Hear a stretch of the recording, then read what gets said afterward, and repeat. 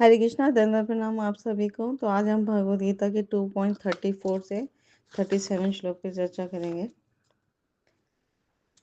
अकीर्तिं चापि भूतानि कथयिष्यन्ति ते अव्ययाम् संभावितस्य चाकीर्तिं मरणादि अतिरिच्यते। 2.35 भयादरणात् उपरतं मन्स्यन्ते त्वां महारथाः तेषां च त्वं बहुमतो भूत्वा यास्यसि लाघवम्। 2.36 अवाच्यवादांश्च बहून् वदिष्यन्ति तवाहिता निन्दन्तस्तव सामर्थ्यं ततो दुःखतरं नु किम्। 2.37 हतो वा प्राप्स्यसि स्वर्गं जित्वा वा भोक्ष्यसे महीम् तस्मादुत्तिष्ठ कौन्तेय युद्धाय कृतनिश्चया। अनुवाद तथा तात्पर्य श्री प्रभुपाद जी के द्वारा। श्री प्रभुपाद की जय। लोग सदैव तुम्हारे अपयश का वर्णन करेंगे और सम्मानित व्यक्ति के लिए अपयश तो मृत्यु से भी बढ़कर है। जिन जिन महान योद्धाओं ने तुम्हारे नाम तथा यश को सम्मान दिया है, वे सोचेंगे कि तुमने डर के मारे युद्धभूमि छोड़ दी है और इस तरह वे तुम्हें तुच्छ मानेंगे। तुम्हारे शत्रु अनेक प्रकार के कटु शब्दों से तुम्हारा वर्णन करेंगे और तुम्हारी सामर्थ्य का उपहास करेंगे। तुम्हारे लिए इससे दुखदाई और क्या हो सकता है। हे कुंती पुत्र, तुम यदि युद्ध में मारे जाओगे तो स्वर्ग प्राप्त करोगे, या यदि तुम जीत जाओगे तो पृथ्वी के साम्राज्य का भोग करोगे। अतः दृढ़ संकल्प करके खड़े हो और युद्ध करो। तो श्री प्रभुपाद जी तात्पर्य में बहुत सुंदर समझा रहे हैं कि भगवान अब अर्जुन के गुरु रूप की जो भूमिका अदा कर रहे हैं, उसमें अर्जुन को युद्ध से विमुख ना होने का अब अंतिम निर्णय देते हैं। वो कहते हैं कि युद्ध के प्रारंभ में ही, अभी तो युद्ध शुरू भी नहीं हुआ, अगर पहले ही आप युद्ध भूमि छोड़ देते हो इस तरह से, तो लोग तुम्हें कायर बोलेंगे, है ना। और एक क्षत्रिय के लिए इससे बड़ा पराजय से भी ज़्यादा है उसका अपयश। तो अगर तुम सोचते हो कि लोग गाली देते रहें और तुम युद्ध भूमि से जान बचाकर भाग जाओ, तो इससे तो अच्छा मैं ये कहूँगा कि युद्ध में तुम मर जाओ, वो ज़्यादा श्रेयस्कर है। क्योंकि सम्मानित व्यक्ति के लिए अपयश मृत्यु से भी बहुत बुरी होती है। और तुम अभी हमने पिछले श्लोकों में जैसे समझा कि अर्जुन को बहुत वो सर्वश्रेष्ठ धनुर्धर थे। अर्जुन को पूरा यश उनका पूरे संसार में विख्यात था। तो इसलिए उनकी अगर अपकीर्ति होती है या अपयश होता है तो वो मृत्यु से भी ज़्यादा बुरी है।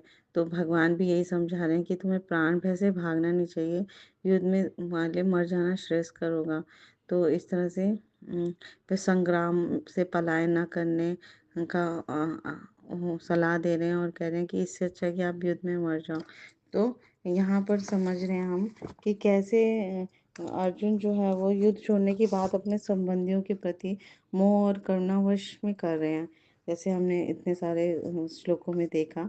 पर संसार ये बात नहीं जानता, है ना। लोग तो ये कहेंगे कि अर्जुन अपने प्राणों की रक्षा के लिए कुरुक्षेत्र का जो भीषण युद्ध है उससे डर के मारे भाग खड़ा हुआ। तो वो परमवीर कहने के बजाय अर्जुन को कायर कह सकते हैं ना, और इससे उनके अपयश होगा, या है ना, अपकीर्ति फैलेगी। तो भगवान उन्हें ये सलाह दे रहे हैं कि इससे अच्छा है कि तुम युद्ध करते रहो, और युद्ध में विजय अगर मिलेगा तो तुम्हें पूरी पृथ्वी का एक क्षत्र राज्य मिल जाएगा, और अगर हार भी जाओगे मृत्यु को प्राप्त को स्वर्गलोक मिल जाएगा जहाँ पे अनंत भोग की प्राप्ति होगी। तो प्रत्येक स्थिति में तुम्हें लाभ ही लाभ है, इसलिए तुम युद्ध करो। तो भगवान ये भी कह रहे हैं कि तुम ये मत सोचो कि दुर्योधन, कर्ण या अन्य जो महारथी है वो ये सोचेंगे कि तुमने भाइयों और पितामह में दया करके युद्ध भूमि छोड़ी है, क्योंकि तुमने अपने प्राणों के भय से युद्ध छोड़ी है, ऐसे सोचेंगे। तो या कायर कहेंगे तुम्हें। तो इस प्रकार से जो तुम्हें अब तक सम्मान मिला उनके प्रति, है ना, तो वो सब भी धूल में मिल जाएगा, ये समझा रहे हैं भगवान। और शुरू से ही भगवान अर्जुन के जो दया भाव पे आश्चर्यचकित हो रहे थे, क्योंकि क्षत्रिय के लिए बिल्कुल शोभा नहीं देता, क्योंकि अधर्म के विरुद्ध युद्ध करना उन्हें बचपन से सिखाया जाता है ना। क्षत्रिय धर्म ही ये है कि अधर्म के विरुद्ध युद्ध किया जाए। तो अर्जुन तो धर्म के फेवर में थे, तो क्यों अर्जुन भय से विवल हो रहे हैं या उन्हें दया आ रही है? तो ये दया का भाव जो है वो इस वक़्त निरर्थक है और बार-बार समझा रहे हैं कि चाहे अर्जुन के पक्ष में विजय निश्चित नहीं भी है ना, तब भी अगर वो मर भी गए या जो भी है वीर गति को प्राप्त हो गए, तो वो स्वर्गलोक को जाएँगे, ये निश्चित है। तो वैसे तो वो धर्म के उसमें हैं संग हैं, तो उनका विजय निश्चित ही है और भगवान जिनके साथ युद्ध कर रहे हैं, जिनका पक्ष भगवान ले रहे हैं, तो उन्हें तो युद्ध से घबराना ही नहीं चाहिए। तो इस तरह से हिम्मत दे रहे हैं भगवान श्री कृष्ण अर्जुन को युद्ध में तैयार युद्ध करने के लिए उन्हें तैयार कर रहे हैं और बहुत समझा रहे हैं कि युद्ध से पलायन ना करना। लोग नहीं समझेंगे तुम ये दयावश कर रहे हो, लोग तो यही समझेंगे कि तुमने अब तक सर्वश्रेष्ठ धनुर्धर नहीं होना चाहिए या तुम कायर हो। तो ऐसे अपयश से तो तुम और ज़्यादा दुखी होगे और फिर बाद में तो तुम परेशान हो जाओगे या निराशा को प्राप्त हो जाओगे। क्योंकि भगवान सबकी भूत भविष्य वर्तमान सबका जानते हैं। तो भगवान ये समझाने का प्रयास करें कि क्षत्रिय के लिए जो है वो युद्ध या अपयश बहुत ही ज़्यादा उनके लिए मरने से भी ज़्यादा दुखकर होता है, कष्टदायी होता है। तो यहाँ पर हम समझ आ रहा है कि कैसे भगवान श्री कृष्ण अर्जुन को मार्गदर्शन कर रहे हैं, मार्ग प्रशस्त कर रहे हैं। तो हमारे जीवन में भी बहुत सारी ऐसी बाधाएँ आती हैं या अनेकों-अनेक हम दुविधा में फँस जाते हैं। तो उस वक़्त जब हम सच्चे हृदय से भगवान को पुकारते हैं, तो अंदर से भगवान हमारा रेसिप्रोकेशन करते हैं, आंसर करते हैं या हमारा मार्ग प्रशस्त करते हैं कि हमें क्या करना चाहिए, क्या नहीं करना चाहिए या प्रामाणिक गुरु, साधु भेजते हैं ताकि हमें हमें अब अपने जीवन का सही मार्ग हम चुनें। तो ये मनुष्य जीवन जो है वो भगवान श्री कृष्ण की शरणागति के लिए मिला है।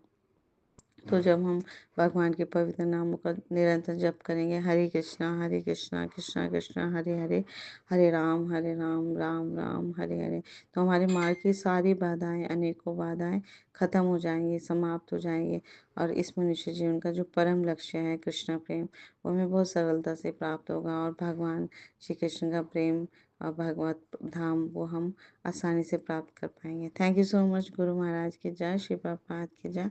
आप सब भक्तवृंद की जय।